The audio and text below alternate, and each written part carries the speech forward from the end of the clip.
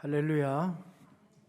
오늘도 주의 귀한 날 살아계신 하나님께 마음과 뜻과 정성을 다해서 예배하고 주님을 바라다보는 귀한 날이 되기를 축복합니다. 계속해서 코비드-19 상황이 좀 잠잠하는가 했는데 비즈니스 때문에 모든 걸 풀어놓다 보니까 사망자는 줄어들고 확진자는 늘어나는 그런 추세입니다. 지난 몇 달 동안 2만 명을 넘지 않았는데 하루에 확진자가 지난 주간에는 4만 5천 명이 넘기도 하는 그런 확진 상태가 있습니다. 그나마 유타가 낫기는 한데 여전히 유타도 하루에 5,600명의 확진자가 생겨나고 있고 8,800명 정도 확진자가 유타 안에 있습니다. 자기 자신을 잘 관리하시고 또 유의하시면 큰 문제가 없으니까 너무 두려워하지 말고 우리 하나님께 기도하며 확신을 가지고 나아가기를 원합니다. 나라의 위정자들이 바르게 판단해서 나라를 이끌어갈 수 있도록 계속 기도해 주시고, 또 지난 주간에도 우리가 기도했지만 한국전 70주년을 맞이하게 되었는데 이 70년이라고 하는 것을 의미를 두시는 분들도 있더라고요. 그 유대인의 포로 귀환 70년 해가지고 의미를 부여하시는 분들도 있는데 6.25가 벌써 70년이 됐고 우리나라에 금년과 내년에 큰 위대한 부흥이 일어날 거라고 예언하는 그런 그리스도인들 중에서 한국 사람이 아닌 분들도 그런 예언을 하는 분들이 있습니다. 우리 알 수는 없지만 계속해서 우리 민족을 인도해 주시기를 하나님께 간절히 간구해야 되겠습니다. 다음 주에 재직회를 할 생각을 했는데 4th of July더라고요. 그래서 한 주간 연기해서 주일 오후에 2부 예배 마친 다음에 재직회를 하는 걸로 그렇게 계획을 하고 있습니다. 어려운 때지만 우리가 함께 모여서 기도하고 하나님의 뜻을 함께 구했으면 좋겠습니다. 오늘도 이 예배에 나오신 모든 분들을 주님의 이름으로 환영하고 축복합니다. 서로 좀 이렇게 둘러보시고 화장도 꽤나 하고 왔는데 안 보입니다. 얼굴들이 서로 안 보여서 잘 계셔서 감사하고요. 오늘도 우리의 예배에 주님이 함께 하실 줄로 믿습니다. 예배 없이 살 수가 없고 또 성도의 교제 없이도 살 수가 없습니다. 이제 우리 기도하심으로 2020년 6월 28일 주일 예배를 하나님께 드리겠습니다. 살아계신 아버지 하나님, 은혜를 감사합니다. 오늘도 우리가 주님 앞에 왔습니다. 또 성도들과 더불어 함께 비록 마스크는 했지만 우리의 마음은 참으로 서로 연결되어서 한 몸과 마음이 되어 아버지 하나님께 예배하오니 우리의 예배를 주님께서 흠양하여 주시고 오늘도 주님의 말씀으로 우리를 변화시켜 주시고 새롭게 해 주시고 능력을 주시고 우리의 눈을 열어주시며 하나님의 나라를 바라보는 아름다운 예배 되도록 인도하여 주시기를 원합니다. 우리는 항상 부족합니다. 때로는 우리의 본질이 변하지 않은 것 같은 눈물과 탄식이 있습니다. 그러나 하나님께서 우리를 성화시켜 주시고 날마다 배우게 하시고 깨닫게 하시고 인도해 주셔서 한 걸음씩 천성을 향해 나아갈 수 있게 이끌어 주시니 주님 감사합니다. 오늘 또 우리의 예배를 아버지 앞에 드리오니 연락하여 주시고 주님을 배웁게 하시고 주님의 음성 듣게 해 주시고 우리에게 속삭여 말씀해 주시는 음성, 강하게 말씀해 주시는 음성, 하나님 우리에게 필요한 방법으로 오늘도 말씀해 주시고 주님 우리의 예배를 받으시고 영광 받아 주시옵소서.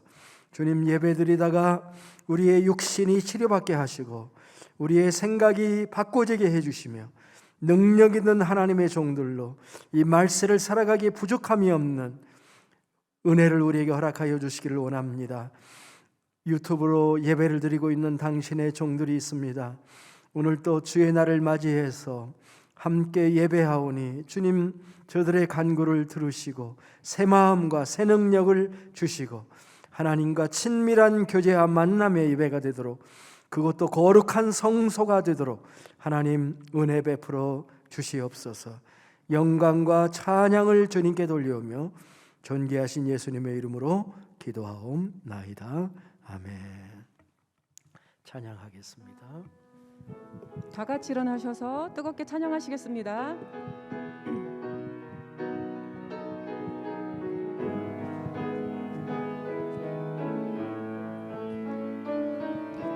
Light of the world, you step down into darkness.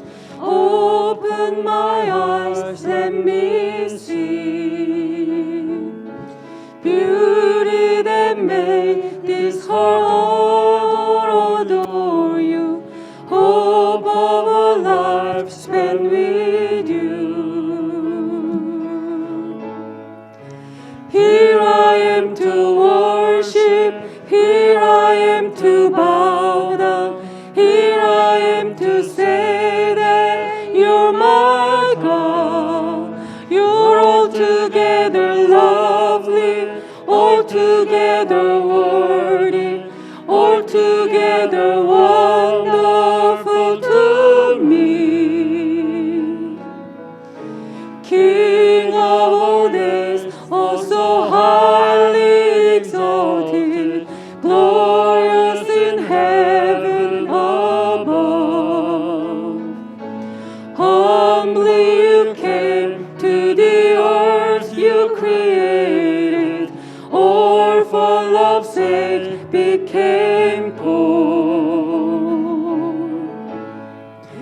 Here I am to worship, here I am to bow down, here I am to say that you're my God.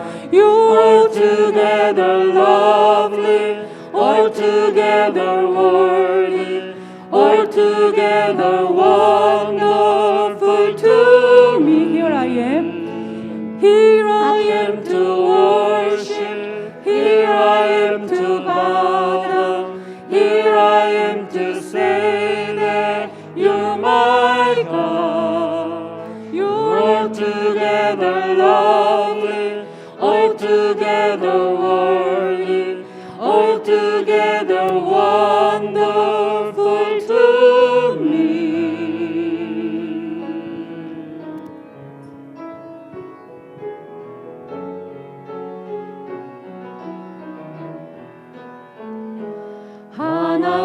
하나님은 너를 지키시는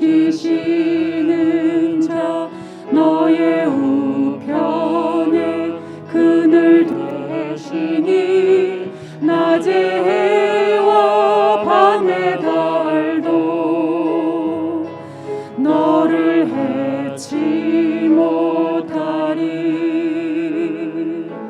하나님은 너를 지키시는 자, 너의 환난을 면케하시니 그가 너를 지키시리라. 너의 출입을 지키시리라. 눈을 들어 산을 보아라. 너의 도움 어디서 오나. 천지 지으신 너를 만드신 여호와께로다. 다시 하겠습니다. 하나님은 나를 지키시는 자, 나의 환난을 면케하시니 그가 나를 지키시리라. 나의 출입을 지키시리라.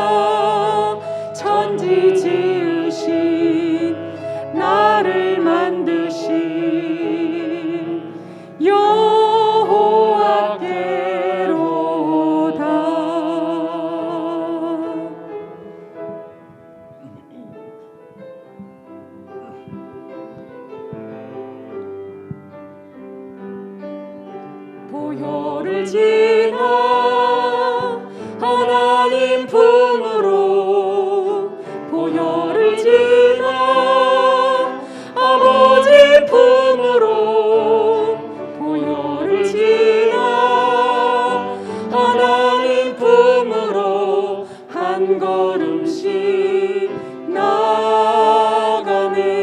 보혈을 지나 보혈을 지나 하나님 품으로 보혈을 지나 아버지 품으로 보혈을 지나 하나님 품으로 한 걸음씩 나가네. 존귀한 주 보혈이 내 영을 새롭게 하시네. 존귀한 주 보혈이 내 영을 새롭게 하네. 존귀한 주 보혈이 내 영을 새롭게 하시네. 존귀한 주 보혈이 내 영을 새롭게 하네.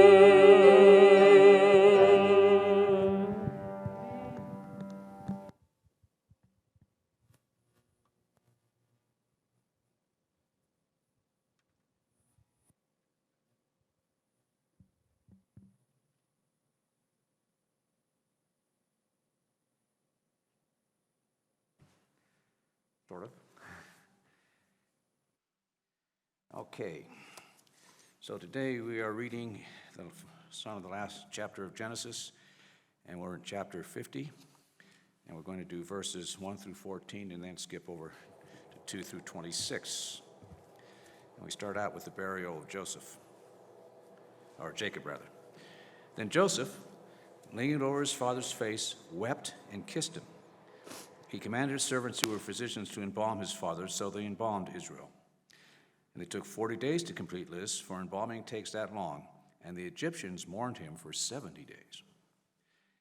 And when the days of mourning were over, Joseph said to Pharaoh's household, "If I have found favor with you, please tell Pharaoh that my father has made me take an oath, saying, I am about to die. You must bury me in the tomb that I have hewed out for myself in the land of Canaan.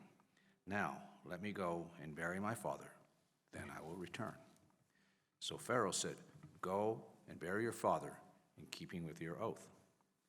Then Joseph went to bury his father, and all of Pharaoh's servants and the elders of his household and all the elders of the land of Egypt went with him, along with all of Joseph's household, his brothers, and his father's household. Only their children, their sheep, and their cattle were left in the land of Goshen. Horses and chariots went up with him. It was a very impressive procession. And when they reached the threshing floor of Atad, which is across from the Jordan, they lamented and wept loudly, and Joseph mourned 7 days for his father.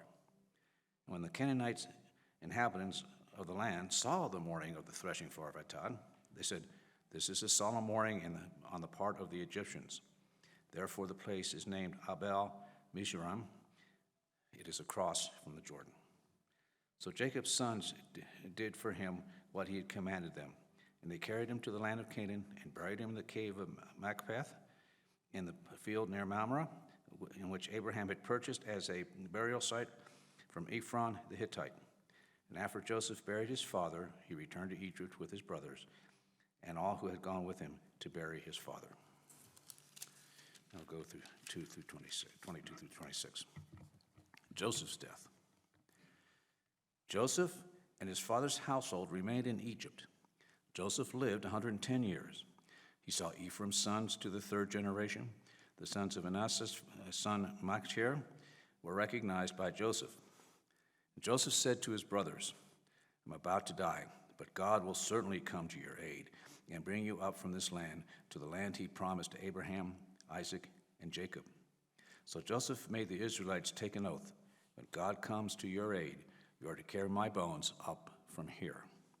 And Joseph died at the age of 110, and they embalmed him and placed him in a coffin in Egypt. I'm sure the day is coming we're all looking forward to the promised land with God. Amen.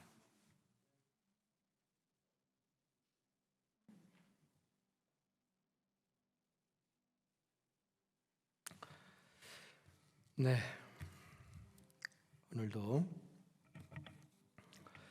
주시는 말씀을 바탕으로 해서 요셉의 해골에 감추어진 비밀이라고 하는 제목으로 하나님 말씀을 선포합니다.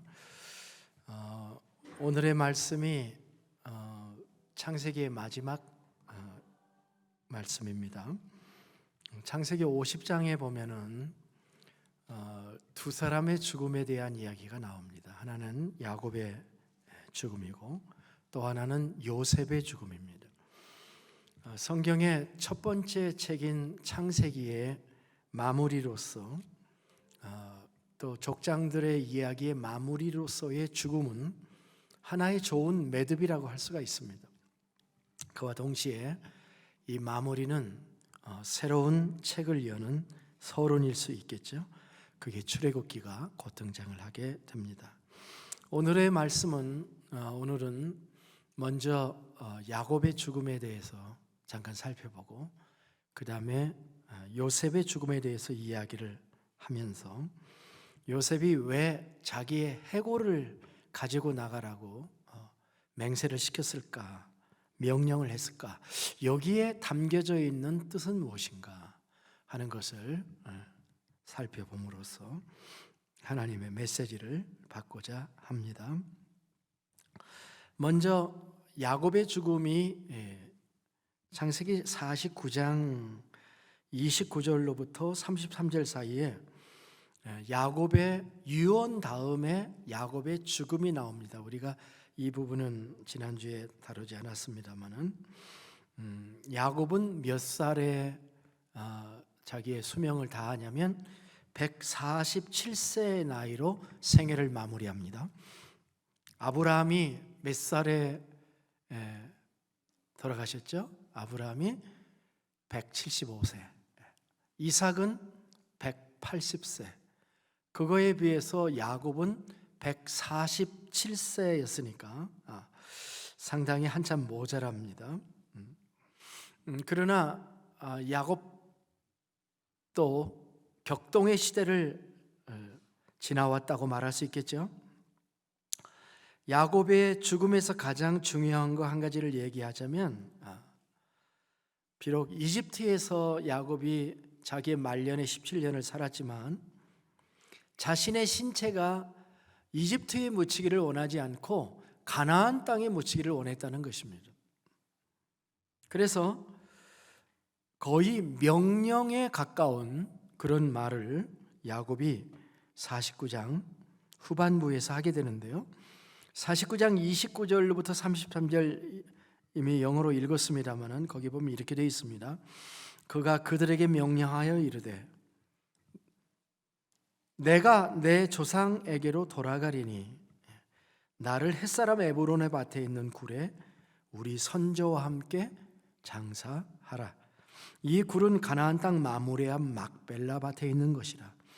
아브라함이 햇사람 에브론에게서 밭과 함께 사서 매장지를 삼았으므로 아브라함과 그의 아내 사라가 거기 장사되었고 이삭과 그의 아내 리브가도 거기 장사되었으며 나도 레아를 그곳에 장사하였노라. 이 밭과 거기 있는 굴은 햇사람에게서 산 것이니라. 야곱이 아들에게 명하기를 마치고, 명령이죠. 그 발을 침상에 모으고 숨을 거두니 그의 백성에게로 돌아갔더라. 자, 야곱의 이 명령에 따라 요셉은 아버지를 시신을 모시고 가나안 땅으로 가서 헤브론 부근에 장례를 치렀습니다. 먼저는 40일 동안 향품 처리를 했다고 하는데 거기에 미라를 만드는 과정입니다. 40일 동안 애곡을 방부 처리를 하고 70일 동안 애곡을 하고 요즘으로 이해하면 상상이 안 되죠. 그래서 구약에 보면은 전문 애곡을 하는 사람이 있어요. 그래서 우는 일에 전문인 사람들이죠. 70일 애곡을 하면 그렇게 되겠죠. 그러니까 110일이 지난 후에 바로 왕에게 우리 아버지 유언이 이러니까 이집트에서 가나안 땅에 가서 장례를 해야 되겠습니다라고 얘기할 때 바로가 쾌히 허락을 하게 됩니다. 그런데 그 본문 말씀을 보면은 장례 행렬이 상당히 거창합니다. 7절에서 9절에 말하는 대로 바로의 모든 신하와 바로궁의 원로들과 애굽 땅의 모든 원로와 요셉의 온 집과 그의 형제들과 그의 아버지의 집이 그와 함께 올라가고 병거와 기병이 요셉을 따라 올라가니 그때가 심히 컸더라. 상당히 인상적이죠. 상당히 많은 무리들이 야곱의 장례를 위해서 이집트에서 큰 이동을 하고 있는 모습을 볼 수가 있습니다. 그것이 굉장히 독특한 모습이지만은 저는 이 말씀에서 그것보다 더 중요한 그 히브리인의 장례 문화, 장례에 대한 그 표현법을 우리가 여기서 볼 수가 있는데요. 뭐라고 얘기를 하냐면은 조상들에게로 돌아간다, 선조와 함께 장사된다, 백성에게 돌아간다, 이런 개념이에요. 독특하죠? 요즘은 개인주의화가 되어가지고 누가 죽으면 그냥 죽는 거죠. 근데 지금 여기에 말씀을 보니까 이렇게 표현되어 있어요. 조상에게로 돌아가고 선조와 함께 장사되고, 가족묘지 개념이기 때문에 그런 것 같기도 합니다. 아주 특별하게 느껴지는 개념이에요. 죽어서도 조상들의 가족묘에 들어가면은 외롭지 않을까? 안 외롭겠구나, 이런 생각을 하게 만드는 분위기가 느껴지죠. 아주 특별합니다. 자, 이렇게 야곱은 장례를 하고 그 후로 이제 또 수십 년이 지납니다. 이제 50장에서는 바로바로 사건이 연결이지만 우리가 21절에서 22절 사이에는 40-50년의 간격이 있는 거죠. 요셉의 죽음을 22절로부터 5절로 설명되어 있는 요셉의 죽음에 대한 얘기입니다. 이게 오늘의 메인 스토리인데요. 증조 할아버지는 몇 살 살았다고요? 아브라함은 몇 살? 175세. 이삭은 180세. 야곱은 147세를 살았는데 요셉은 몇 살에 죽었다고 기록하고 있습니까? 110세입니다. 점점 줄어들었어요. 근데 이 본문을 읽어보면은 다른 형제들이 요셉보다 더 나이가 많았을 것임에도 불구하고, 왜냐하면 요셉이 늦게 태어났지 않습니까? 그러니까 앞에 형제들이 훨씬 나이가 많은데, 그럼에도 불구하고 그 요셉이 먼저 죽는 것과 같은 그런 인상을 받게 돼요. 24절을 보세요. 요셉이 그의 형제들에게 이르되 나는 죽을 것이나 하나님이 당신들을 돌보시고 당신들을 이 땅에서 인도하여 내사 아브라함과 이삭과 야곱에게 맹세하신 땅에 이르게 하시리라 그러잖아요. 나는 죽을 건데 당신들은 이러잖아요. 당신들이 누구예요? 형제들이잖아요. 그러니까 요셉이 형제들보다 먼저 죽는 것 같은데 왜 그렇게 되었는가 하는 것은 성경의 기록은 이야기는 하지 않고 있습니다. 저는 상상을 해봐요. 두 가지가 떠오르더라고요. 첫째는 요셉이 처음에 이집트에 와서 너무 고생을 많이 해서 13년 동안 고생을 많이 해서 수명이 짧았나 보다, 짧아졌나 보다. 또 하나는 애굽의 국무총리가 된 다음에 그 책무가 너무 무거워서 과로사한 것이 아닌가. 사실 큰 짐을 맡는 것이 해가 되는 일이 참 많습니다. 그래서 한 나라를 경영한다는 것이 육체적으로 얼마나 체력이 고갈되는 것인가 하는 것을 알 수가 있습니다. 김정일이 사망을 했을 때 어떤 사람들 그런 얘기를 해요. 김정일의 스타일이 꼼꼼한 거 하나까지 다 체크하는 스타일인데, 그는 밤에 거의 잠을 자지 않고 그런 걸 다 체크해서 그가 도무지 인생을 장수할 수 없는 스타일이었다. 그런 얘기도 나오는 것을 들은 적이 있습니다. 어쨌든 요셉은 과로사했을 가능성도 있다라고 하는 거예요. 성경이 요셉의 나이를 기록하면서도 나이에 별로 관심이 있는 것 같지는 않습니다. 그것보다 더 중요한 것은 요셉이 죽어가면서 마지막으로 한 그 유언 속에 담겨져 있는 생각이 더 중요하다고 봅니다.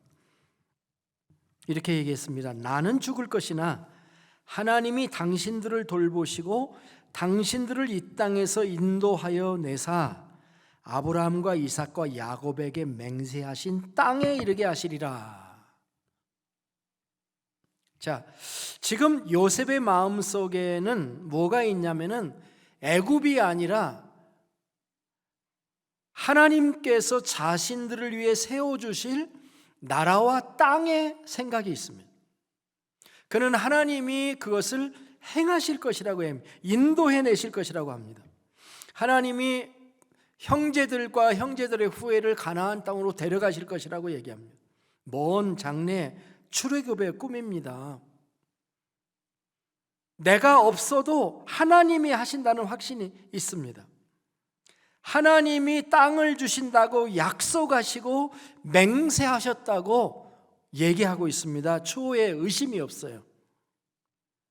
요셉이 누굽니까? 하나님의 신에 감동되었던 사람이잖아요. 약속하신 것을 때가 되면 하나님이 이루실 것을 요셉은 확신했습니다. 그는 어디서 이런 것을 배웠을까요? 가나안 땅을 가나안이라고 하지 않았잖아요.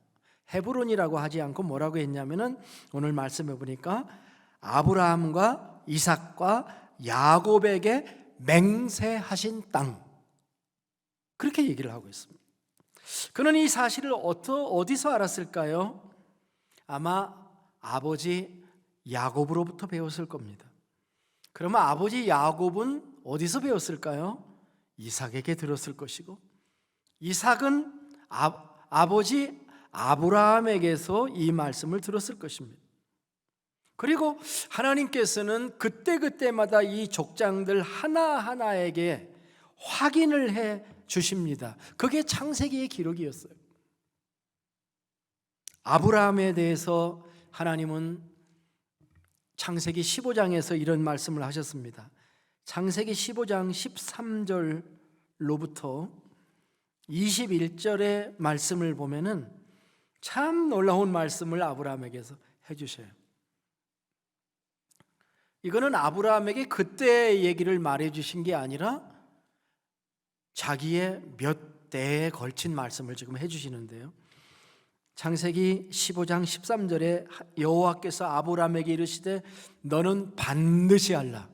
반드시 알라가 뭐예요? 정말 알아야 된다. 내 자손이 이방인에서 객이되어 그를 섬기겠고 그들은 400년 동안 내 자손을 괴롭히리니 그들이 섬기는 나라를 내가 징벌할지며 그 후에 내 자손이 큰 재물을 이끌고 나오리라. 자, 하나님은 아브라함에게 400년 이후의 일까지를 보면서 하나님은 말씀을 지금 하고 계십니다. 너는 장수하다가 평안히 조상에게로 돌아갈 장사 될 것이요 내 자손은 4대 만에 이 땅으로 돌아오리니 이는 아모리 족속의 죄악이 아직 가득 차지 아니함이니라 하시더라. 이 하나님의 삼각함수는 정말 놀랍습니다. 그렇게 400년이 될 때까지 기다려야 되는 이유는 이 가나안 땅이 아직 죄악이 꽉 안 차서 심판할 수가 없다, 그런 얘기. 이게 참 하나님의 윤리인데요. 해가 져서 어두울 때 연기나는 화로가 보이며 타는 횃불이 쪼갠 고기 사이로 지나더라. 그날에 여호와께서 아브라함과 더불어 언약을 세우고 이르시되 내가 이 땅을 애굽 강에서부터 그 큰 강 유브라데까지 내 자손에게 주노니. 이거 스케일을 한번 보세요. 애굽 강에서부터, 애굽 강은 애굽이라는 얘기입니다. 애굽이 그 나일강을 중심으로, 그 유역을 중심으로 이집트가 성립됐잖아요. 그러니까 애굽 강 주변에 다 도시가 있는 거예요. 그 강에서부터 유브라데 강까지. 유브라데 강은 어디입니까? 인류의 문명이 발생했다고 하는 유프라테스 티그리스 강 그 언덕, 이라크, 이란 그 지역이죠 지금요. 그 지역의 땅까지, 거기서 아수르도 일어났고 바벨론도 생겼는데 그 땅까지를 하나님께서 약속을 하고 계셔요. 그러면서 구체적으로 족속의 이름까지 얘기하십니다. 겐 족속, 그니스 족속, 감몬 족속과 헷 족속과 브리스 족속과 르바 족속, 아모리 족속과 가나안 족속과 기르가스 족속과 여부스 족속의 땅이니라. 이게 하나님께서 창세기 15장에 아브라함에게 보여주셨던, 말씀해 주셨던 환상이죠. 어떻습니까? 하나님이 다 얘기를 해 주셨어요. 그들이 애굽에 갈 것이지만 그들을 섬기다가 4대 만에 다시 이 땅으로 나올 거라고 분명하게 말씀하셨습니다. 땅뿐만 아니라 더 큰 땅을 주시겠다고 약속했어요. 애굽에서부터 유브라데까지의 모든 이 반달형의 그 고대 비옥한 모든 땅들을 다 주시겠다고 하셨습니다. 거대하고 거창한 약속이죠. 더 큰 땅에 대한 약속입니다. 대단한 비전을 하나님께서 아브라함에게 주셨어요. 근데 그거 아브라함이 믿었습니다. 불가능해 보이는 꿈이죠. 근데 이것을 이삭에게도 하나님께서 마찬가지로 주셨습니다. 이삭이 자기가 이제 가업을 이끌어 나갈 때 첫 흉년이 들었습니다. 이삭이 판단하기를 여기 살 수가 없다고 해가지고 애굽 지역으로 옮겨가려고 그 애굽으로 가는 블레셋 도시 그랄이라고 하는 그 도시에 올라갔습니다. 그때 하나님께서 이삭에게 이렇게 말씀하십니다. 애굽으로 내려가지 말고 내가 내게 지시하는 땅에 거주하라. 이 땅에 거류하면 내가 너와 함께 있어 내게 복을 주고 내가 이 모든 땅을 너와 내 자손에게 주리라. 내가 내 아버지 아브라함에게 맹세한 것을 이루어. 자, 하나님이 그러시죠. 네 아버지 아브라함에게 맹세한 걸 내가 이루어서 내 자손을 하늘의 별과 같이 번성하게 하며 이 모든 땅을 내 자손에게 주리니 내 자손으로 말미암아 천하 만민이 복을 얻으리라. 하나님이 이삭에게도 애굽으로 내려가는 것을 막으시고 그 비전을 다시 말씀하시는 거죠. 그래서 이삭이 애굽으로 내려가지 않고 그 땅에서 농사를 했는데 그 해에 수확이 100배나 나가지고 거부가 되었다라고는 기록을 해주고 있는 것이죠. 그게 창세기 26장의 이야기입니다. 자, 땅에 대한 비전을 아브라함에게 주시고 아브라함의 아들 이삭에게 주시고, 그러면 야곱에게는 어땠을까요? 역시 마찬가지입니다. 야곱이 형 에서를에게 저지른 그 일로 말미암아 가지고 집을 떠나서 외삼촌 라반에 살던 곳으로 첫 여행을 할 때 루스라는 곳에서 첫날 밤을 잤죠. 그 나중에 이름이 베델이 됩니다마는 돌베개를 하고 잠을 잤을 때 천사들이 오르락내리락 했을 그때에 하나님 기록이 이렇게 나왔습니다. 꿈에 본 적 사닥다리가 땅 위에 서 있는데 꼭대기가 하늘에 닿았고 또 본즉 하나님의 사자들이 위에서 오르락내리락 하고 또 본즉 여호와께서 그 위에 서서 이르시되. 자, 중요한 메시지를 할 때 서서, 나는 여호와니 너의 조부 아브라함의 하나님이요 이삭의 하나님이라. 내가 누워있는 땅을 내가 너와 내 자손에게 주리니 내 자손이 땅에 티끌같이 되어 내가 서쪽과 동쪽과 북쪽과 남쪽으로 퍼져갈지며. 이게 그 히브리식 표현인가 봐요. 우리는 동서남북이라고 하는데 이 본문 말씀은 서동북남이야. 우리하고 그 쓰는 방법이 다른데 하나님께 그렇게 서쪽과 동쪽과 북쪽과 남쪽으로 퍼져나갈지며 땅의 모든 족속이 너와 내 자손으로 말미암아 복을 받으리라. 내가 너와 함께 있어 내가 어디로 가든지 너를 지키며 너를 이끌어 이 땅으로 돌아오게 할지라. 내가 내게 허락한 것을 다 이루기까지 너를 떠나지 아니하리라. 야곱은 여기서 하나님께 몇 가지 서약을 하죠. 그 말씀을 받은 다음에 그래서 이렇게 얘기합니다. 하나님이 나와 함께 계셔서 내가 가는 이 길에서 나를 지키고 먹을 것과 입을 것을 주시어서 내가 평안히 아버지의 집으로 돌아오게 하시면, 첫째는 하나님께서 나의 하나님이 되실 것이고, 두 번째는 내가 기둥으로 세운 이 돌이 하나님의 집이 될 것이고, 셋째는 하나님께서 내게 주신 모든 것에서 10분의 1을 반드시 하나님께 드리겠습니다. 그렇게 약속을 하죠. 시간이 지나서 20년쯤 지난 다음에 야곱이 가나안 땅으로 가야 다시 돌아가야 되느냐 말아야 되느냐 망설일 때 하나님이 나타나셔서 내 조상의 땅으로 돌아가라고 말씀하셔요. 나는 베델의 하나님이니라. 내가 거기서 기둥에 기름을 붓고 거기서 내게 서원하였으니 지금 이곳을 떠나서 출생지로 돌아가라. 이렇게 말씀하셨어요. 자, 야곱은 이 땅을 잊을 수가 없는 겁니다. 나이가 들고 흉년이 들어서 먹을 것이 없을 때에 기적적으로 요셉을 통해서 구원을 받게 돼가지고 애굽으로 초청장을 받았는데 그는 마음으로 두려웠어요. 이거 애굽으로 내려가는 거 아닌가 이렇게 생각할 때 이 땅에 살아야 되는데 애굽으로 내려가는 거 맞는가 할 때 하나님께서 브엘세바에서 야곱에게 이렇게 말씀하시잖아요. 하나님이 이르시되 나는 하나님이라 내 아버지의 하나님이니 애굽으로 내려가기를 두려워하지 말라. 내가 거기서 너로 큰 민족을 이루게 하리라. 내가 너와 함께 애굽으로 내려가겠고 반드시 너를 인도하여 다시 올라올 것이며. 70명의 식구들을 데리고 애굽으로 내려가는 것에 두려움이 있는 야곱에게 하나님이 말씀하셔요. 내려가서 큰 민족을 이룰 텐데 거기서 다시 올라올 것이다. 그래서 내려간 거죠. 다시 올라오겠다고 약속하셨죠.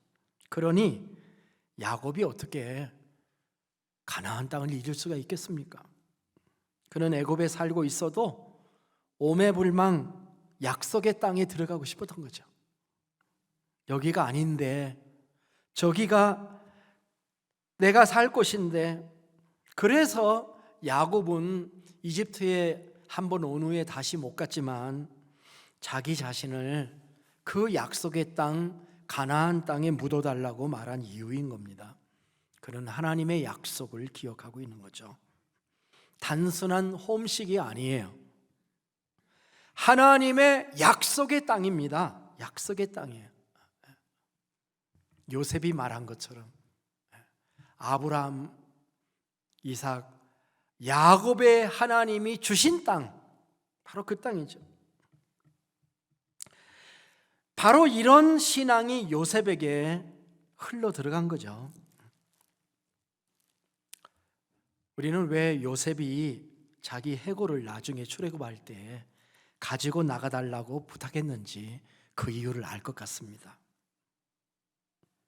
바로 아브라함과 이삭과 야곱에게 주신 하나님의 약속의 말씀 때문입니다. 그래서 부탁을 한 겁니다. 아니, 부탁이 아니죠. 오늘 창세기 50장 25절의 말씀을 보면 요셉이 이스라엘 자손에게 맹세시켜 이르기를 하나님이 반드시 당신들을 돌보시리니 당신들은 여기서 내 해골을 메고 올라가겠다 하라 하였더라. 요셉이 형제들에게 맹세를 시키고 있습니다. 강제적이죠. 내 해골을 메고 가나안 땅에, 약속의 땅에 올라가겠다고 맹세해라. 어떻습니까? 실제 이 맹세는 이루어졌을까요? 요셉이 만들었던 맹세, 요셉의 형제들이 주었던 맹세는 실제 역사상에는 이루어졌을까요? 이루어지지 않았을까요? 이루어지죠. 그것이 출애굽기 13장 19절에 있는 말씀입니다. 출애굽기 13장 19절에 보면 이렇게 말씀하고 있습니다. 모세가 요셉의 유고를 가졌으니 이는 요셉이 이스라엘 자손으로 단단히 맹세하게 하여 이르기를 하나님이 반드시 너희를 찾아오시리니. 표현이 약간 달라요. 근데 재밌게 표현했어요. 하나님이 반드시 찾아오신다. 너희는 내 유고를 여기서 가지고 나가라 하였음이니라. 자, 지금 이 출애굽기 13장 19절에는 모세의 유고를 누가 가지고 있다고요? 아니, 요셉의 유고를 답부터 얘기하면 어떡해? 요셉의 유고를 모세가 가지고 있다, 이렇게 얘기를 하잖아요. 여러분 한번 생각해 보세요. 이때가 언제입니까? 출애굽을 할 때잖아요. 모세 얼마나 정신이 없었겠습니까? 그 출애굽기를 읽어보면은 막 바로와 싸우잖아요. 10가지 재앙을 일으키는 가운데 영적 전쟁이잖아요. 그러면서 또 한쪽으로는 유대의 지도자들을 잘 이렇게 따독거려야죠. 그쪽도 불만이 있으니까. 그 다음에 이 출애굽을 하라는 허락이 갑자기 나잖아요. 그래가지고 막 그 빵을 반죽해서, 유월절이 뭡니까? 빵을 찔 때는 빵이 이스트를 넣어가지고 이렇게 부풀려서 빵을 만들어서 먹어야 되는데 그 부풀릴 시간도 없는 거야. 그렇게 나갔는데도 모세가 지금 뭘 챙기고 있어요? 요셉의 뼈를 챙기고 있어요. 뼈를. 그런 기록입니다. 야, 대단한 일이 아닙니까? 왜냐하면 요셉 자체가 이집트에 들어올 수 있는 그 시발점이었잖아요. 요셉 자체가 이스라엘의 생존의 역사의 시작이나 다름이 없어요. 요셉 정신, 요셉의 헌신이 없이는 이스라엘 나라 자체도 없었을 거예요. 그래서 그의 유언을 지켰다고 하는 그런 기록이 나오는 거죠. 그런데 그 유골은 어떻게 생겼을까 궁금합니다. 어떤 유골의 상태는 어떻게 보존되었을까라고 하는 거예요. 창세기 50장 26절을 보면은 요셉의 장례식 이야기가 나옵니다. 요셉의 몸에 향재료를 넣고 입관했다는 기록이 나와요. 요셉의 해골도 역시 40일 동안 미이라로 이렇게 만들었을 게 틀림이 없습니다. 당시 그 미이라는 세카모아라고 하는 그 나무로 관을 짰는 것이 당시 습관이었는데, 이 시카모아라고 하는 나무는 단풍나무 혹은 돌무화과 나무 같은 나무인데 내구성이 굉장히 강하고 습기와 부패를 막아주는데 탁월한 효과가 있어서 당시 벌써 3000년도 더 되는 얘기지 않습니까? 출애굽이 BC 15세기에 출애굽을 했으니까 그 당시 그 나무를 많이 썼다고 합니다. 그렇게 관을 만든 다음에는 요즘도 여기도 그렇게 하죠. 석관에다가 그 나무관을 집어넣고 뚜껑을 덮는 거예요. 그렇게 장례를 했을 것임에 틀림이 없었으니까 실제 그 출애굽을 할 때 석관은 안 가져왔겠죠. 그러면 관만 가지고 왔을까? 아니면 관에서 뼈들만 추려 가지고, 한글 성경에서는 해골이라고 이렇게 표현을 했는데, 유골, 해골 이런 표현을 했는데, 영어 성경이나 헬라어 원문을 보면 전부 bones, 뼈들 이렇게 돼 있거든요. 뼈만 이렇게 추려서 가지고 나왔는가, 아니면 관 자체를 들고 나왔을까 궁금하죠. 그런데 그 유대 백과사전 그 엔사이클로피디아 주다이카라고 하는 그 책에 보면은 이런 기록이 있어요. 40년간 광야에서 방황하는 동안 요셉의 관을 법궤 옆에 두고 가져왔다. 그러니까 법궤 옆에다가 요셉의 관을 두었다는 기록이 나오는 걸 보면은 아마 관 자체를 가지고 나온 것이 아닐까 이렇게 생각을 할 수가 있습니다.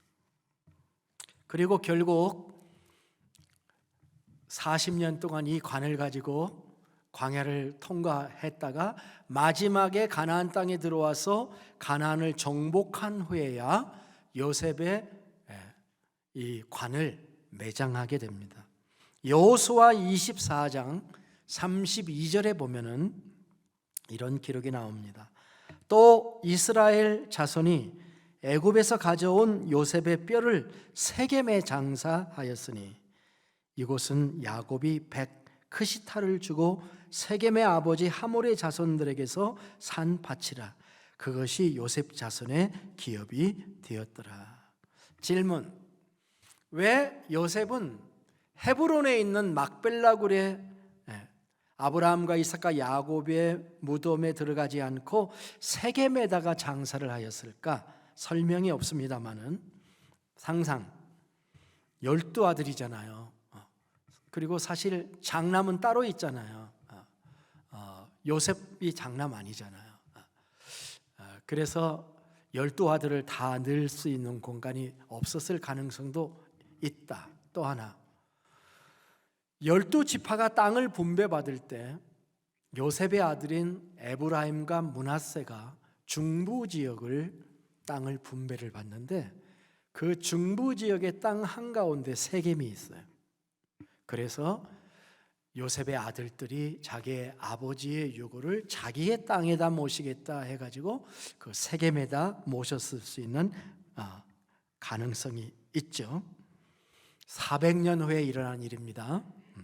이리하여 요셉의 마지막 꿈은 성취가 됐습니다. 가나안 땅에 그는 묻히게 되는 영광을 얻게 된 것입니다.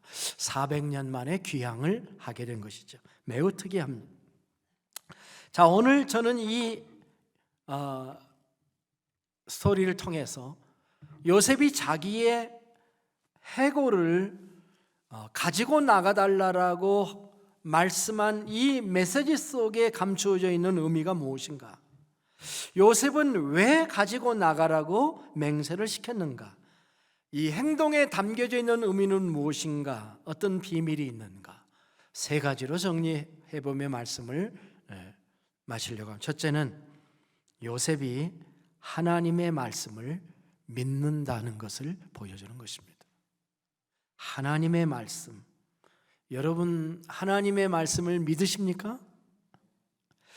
믿음이라고 하는 것은 어떤 행동으로 나타나는 것입니다. 그게 믿음입니다. 위에서 살펴본 것처럼 그는 아브라함, 이삭, 야곱에게 땅에 대한 약속을 하나님이 해주신 것을 그는 알았습니다. 단지 땅만이 아니라 나라를 만들어 주신다는 약속이었습니다. 이 세 명의 족장들이 이 하나님의 말씀을 믿고 살았습니다. 위에서 살펴본 것처럼 인생의 고비고비 때에 하나님이 저들에게 직접 말씀해 주셨습니다. 물론 하나님은 요셉에게는 직접 말씀해 주신 기록이 창세기는 나오지 않습니다. 그렇다면 요셉은 조상들의 간증을 듣고 믿음을 가진 겁니다. 보지 않고도 말씀을 듣고 믿는 믿음입니다. 그렇다고 한다면 이것도 큰 믿음이 될 수가 있다, 이렇게 생각합니다.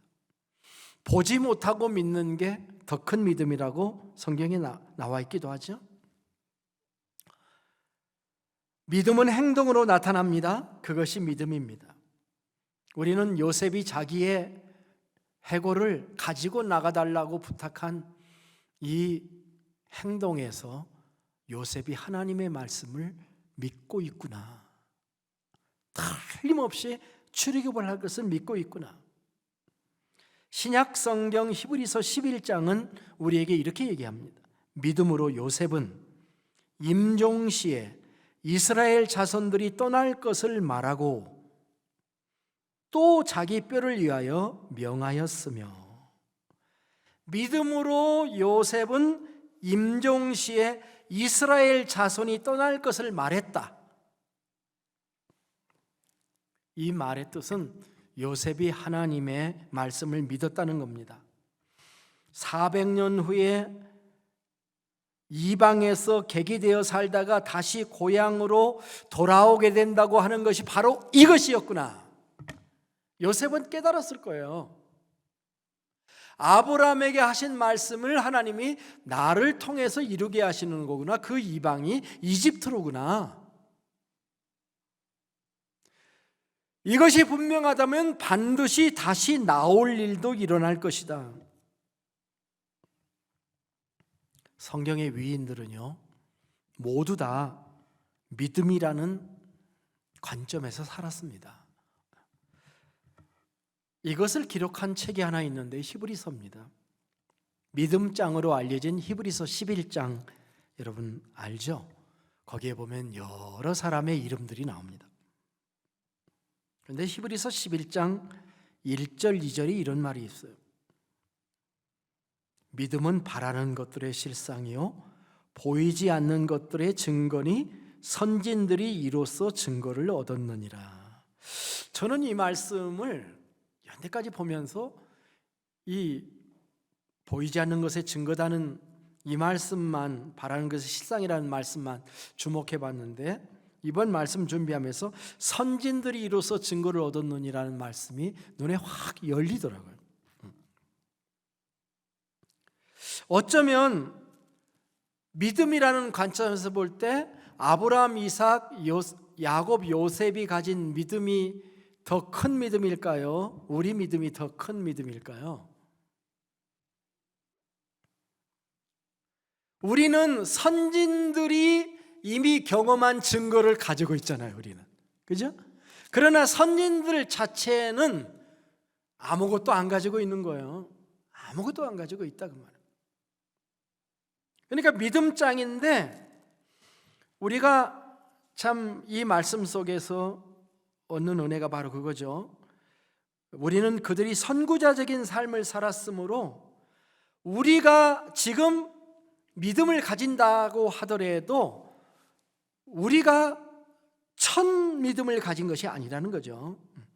목사들 중에 이런 얘기를 해요. 개척 중에 누가 개척한 교회 가서 목회하는 사람이 있고 첫 개척한 사람이 있는데 생개척한 사람에 비해서 개척한 데 가서 목회를 하는 사람은 훨씬 더 조건이 난 거죠. 그러니까 두 번째 간 사람은 생개척은 아니라는 거죠. 우리의 믿음도 그렇다는 것입니다. 생개척한 게 믿음의 선진들인 아브라함과 이삭과 야곱과 요셉이라는 거예요. 그런 증거를 우리가 가지고 있다는 거예요. 그런데 우리의 선조들은 바라는 것들의 실상이요 보이지 않는 것의 증거인데 그 증거를 우리에게 이루었다 그 말이죠. 맨 땅에 헤딩한 게 아니라는 거죠. 맞습니다. 요셉이 축복이었다고 한다면 이런 믿음의 조상들을 그가 가지고 있었다는 것이죠. 그러나 아무리 좋은 믿음의 조상을 가지고 있어도 자식들이 전혀 아닐 수가 있다는 걸 우리는 성경에서 많이 봐요. 그렇기 때문에 이건 역시 자기의 믿음이 필요한 것이었죠. 모세가 장성해서 바로의 공주의 아들이라고 청함받기를 거절하고 하나님의 백성과 함께 고난받기를 선택한 것처럼 요셉도 비록 이집트에서 살고 있었지만은 애굽의 영화에 안주하지 않고 더 나은 도성, 하나님의 약속하신 도성을 요셉도 사모했다는 거죠. 이 점이 위대한 겁니다. 그래서 우리는 그의 이 행동에서 믿음을 본다는 겁니다. 하나님의 약속을 확신하는 믿음. 이 믿음이 우리 모두에게 함께 하시기를 주의 이름으로 축복합니다. 두 번째, 요셉의 행동에는 하나님의 나라에 대한 꿈이 보입니다.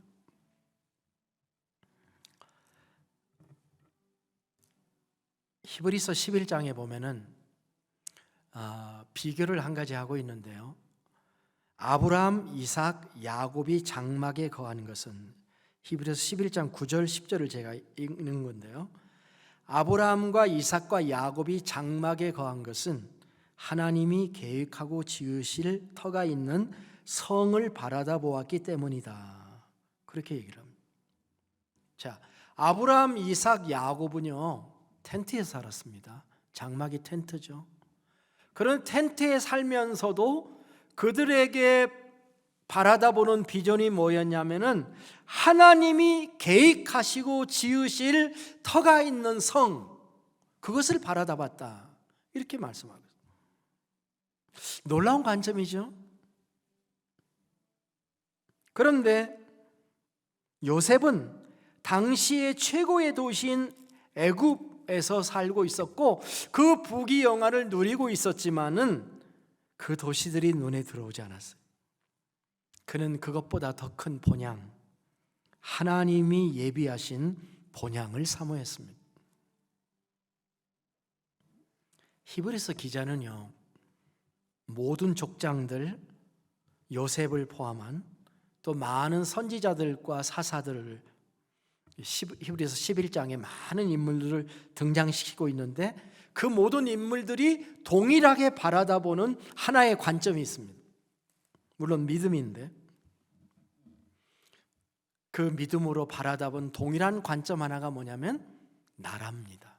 하나님의 나라. 아까도 얘기한 것처럼 하나님이 계획하고 지으실 터가 있는 성이라는 표현처럼 요셉은 그래서 자신의 해골을 가지고 그 나라에 들어가기를 원했던 거야.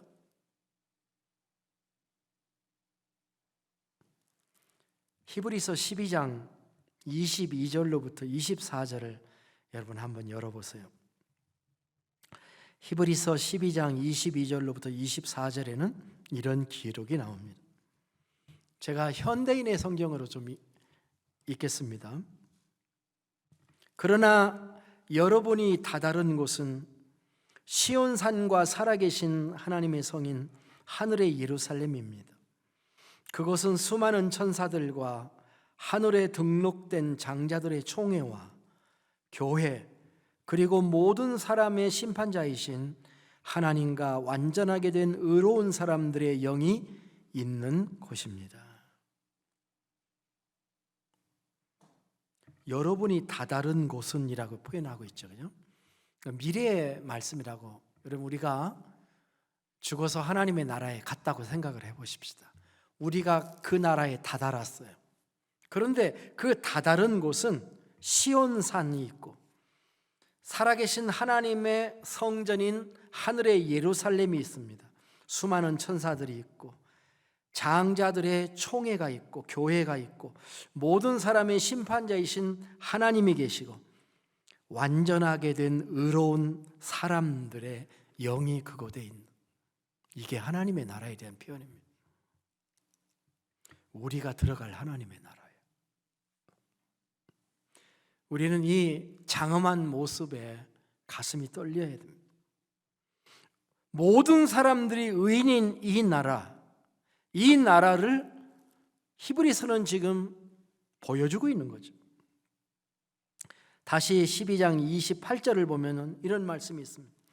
그러므로 우리가 흔들리지 않는 나라를 받았은즉, 하나님의 나라를 말한 거예요. 은혜를 받자. 이로 말미암아 경건함과 두려움으로 하나님을 기쁘게 섬길지니. 우리 믿는 하나님의 백성들은 하나님의 나라를 받은 사람이다. 그런 표현이죠.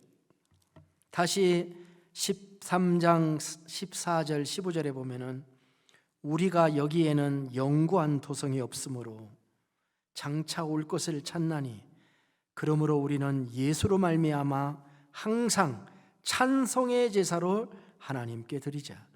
이는 그 이름을 증언하는 입술의 열매니라라고 합니다. 저는 히브리서 11장부터 13장까지 계속 연결되는 주제가 뭐냐면은 하나님의 나라예요.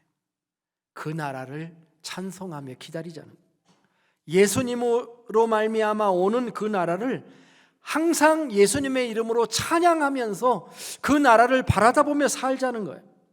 이것이 우리의 소망이고 이것이 우리의 행복이라고 얘기를 하는 겁니다. 불신자들에게는 도무지 상상할 수도 없고 소유할 수도 없는 그 하나님의 나라, 그 하나님의 나라가 우리의 나라고 우리는 그 나라의 백성인 것입니다.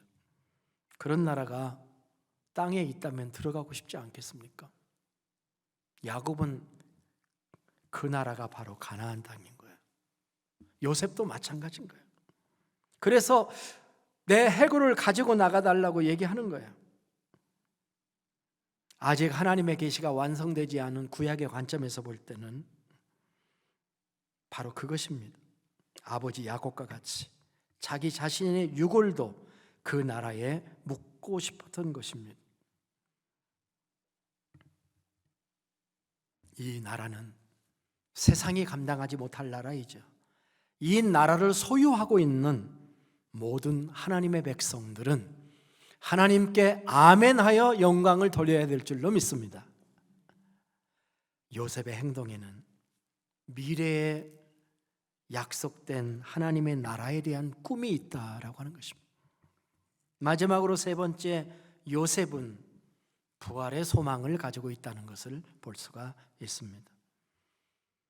그 하나님의 나라에 묻힌다는 것 자체가 의미가 있는 게 아니라 나중에 그 나라를 누리려면 뼈가 묻히고 그 뼈가 한 걸음 더 나가서 부활해야 그것이 자기에게 현실로 이루어지는 거죠. 요셉은 이제 자신이 죽을 차례가 되었습니다. 죽음 앞에 서게 되자 다른 건 관심이 없고, 그렇죠? 우리가 죽음 앞에서 뭐가 관심이 있겠습니까? 하나님의 나라와 영원한 생명에 대해서 그는 관심을 가집니다. 그것을 이 이야기가 우리에게 보여주는 거예요. 다른 말로 하면 요셉의 유언의 골자는 부활이다라고 하는 것입니다. 그는 부활을 바라다 보면서 이것을 원했다는 거죠. 하나님께서 약속하신 그 땅에 언젠가 부활하여 영원히 살 것이라고 하는 믿음입니다. 죽음 이후에도 가나안 땅을 영원히 소유하려면 다시 부활하는 방법밖에는 없습니다. 그리고 그것이 하나님이 주신 영원한 실제적인 약속이기 때문에 그렇습니다.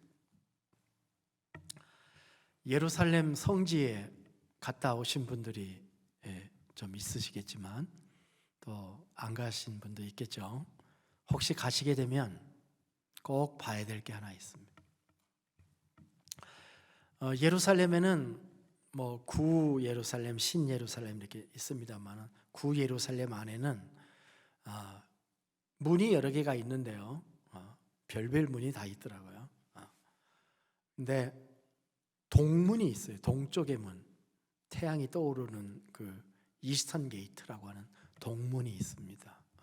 그 동문 밖으로 나가면 그 앞에 정말 거대하게 펼쳐져 있는 장면 하나가 보이는데 마치 뭐같이 있냐면은 벌집, 여러분 벌통 보시면 알죠? 벌통이 있는 것처럼 그냥 동문 밖을 보면은 완전히 그 석관들, 무덤들이 석관으로 만들어서 들어간 게 아니라 밖으로 이렇게 나와서 벌통처럼 쫙 펼쳐 있습니다. 왜 사람들은 거기에다가 자기의 무덤을 갖다 놓는가 하는 것을 들어본 적이 있습니다. 그것은 마지막 날 메시아가 오면 유대인들은 뭘 믿냐면 성경에도 나오죠. 동문으로 들어오시는데, 메시아가 들어오시는데 지금은 그 이스턴 게이트를 닫아놨어요. 근데 그 문이 열리게 되는데, 메시아가 오시는 열리게 되는데, 그 문이 열리면서 메시아가 그 문에 들어오게 되면은 부활이 일어날 건데, 최초로 부활이 바로 그 동문 부근에 있는 그곳에서 일어날 거다. 이런 믿음을 가지고 유대인들의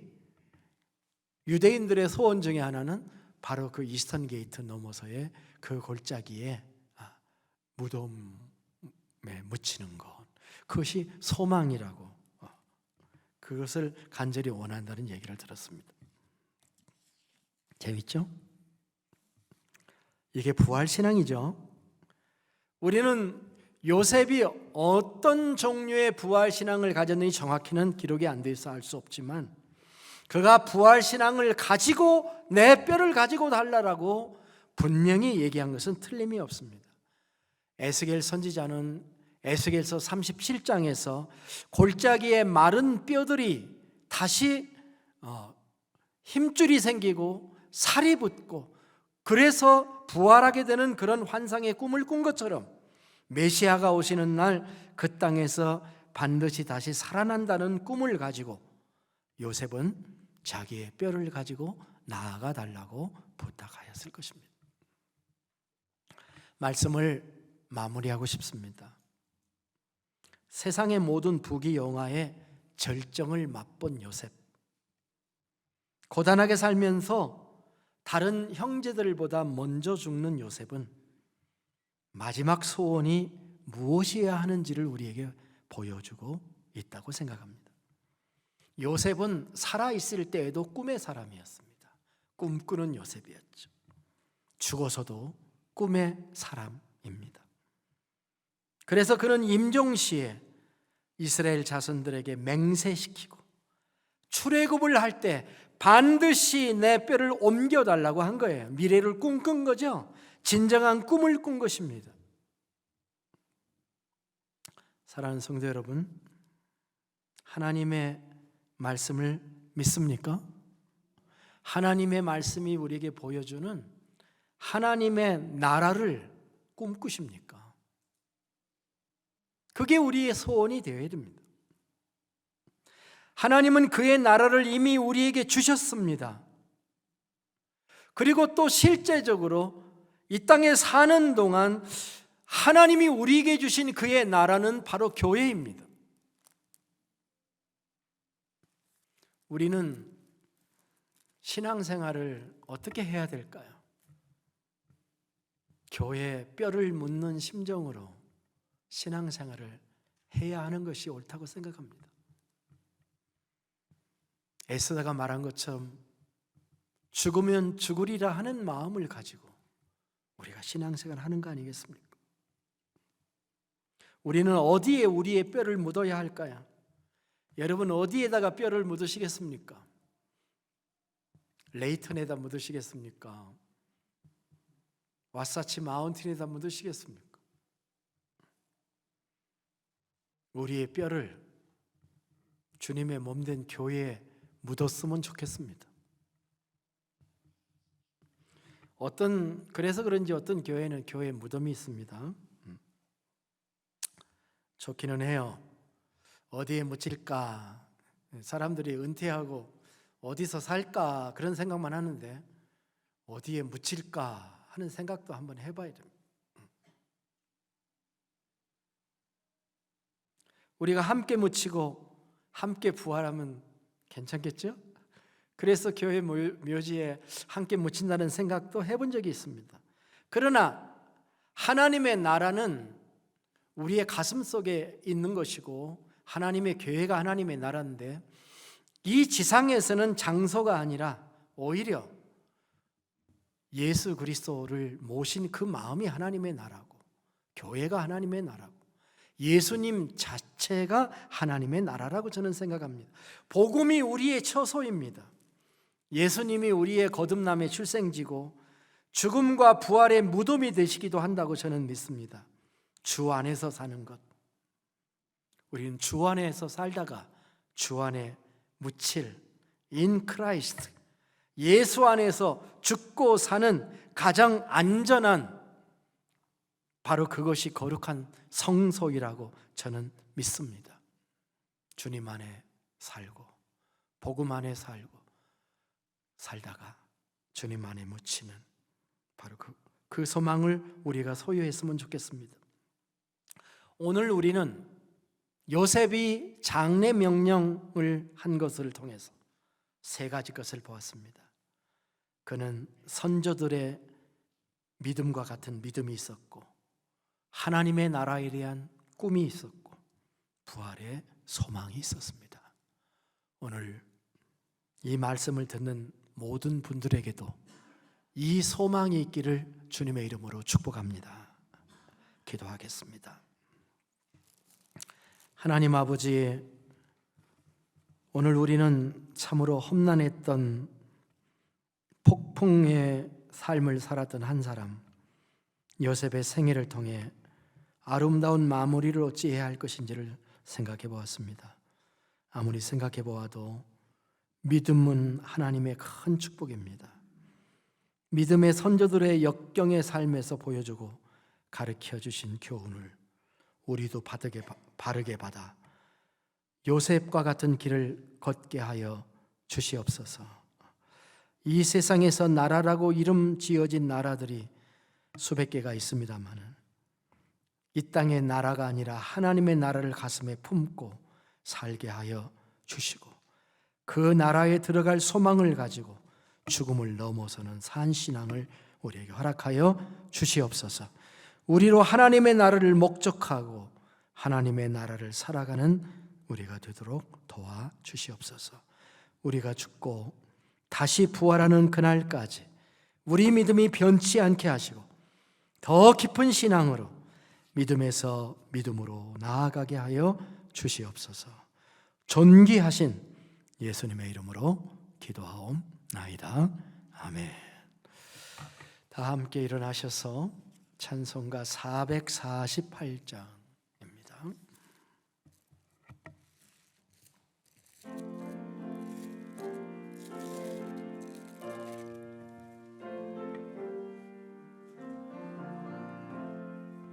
주님 가신 길 좁은 길로 가오리라. 가기 좋은 넓은 길로 많은 사람 갈지라도 멸망으로 가는 길을 나는 가지 아니하고 주님 가신 영생의 길 좁은 길로 가오리라. 주님 가신 뒤를 따라 순종하며 가오리라. 많은 사람 믿음 없이 넓은 길로 갈지라도 멸망으로 가는 길을 나는 가지 아니하고 주님 가신 생명의 길 좁은 길로 가오리라. 주님 가신 진실한 길 의의 길로 가오리라.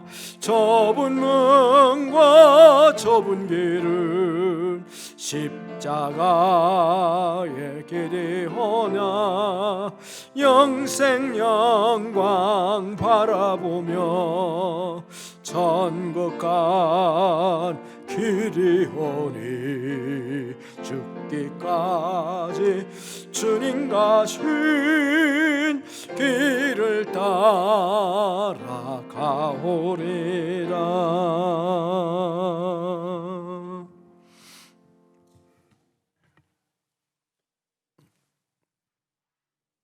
이제는 우리 주 예수 그리스도의 은혜와 우리 아버지 하나님의 무한하신 사랑하심과 성령의 감동 감화 내주 역사 위로 충만케 하심이 성경에 기록된 하나님의 약속의 말씀을 믿고 하나님의 나라의 꿈을 꾸며 부활의 소망과 영생의 확신을 가지고 날마다의 삶을 승리하기 원하는 주의 성도들을 위해 영원토록 함께 계실지어다. 아멘.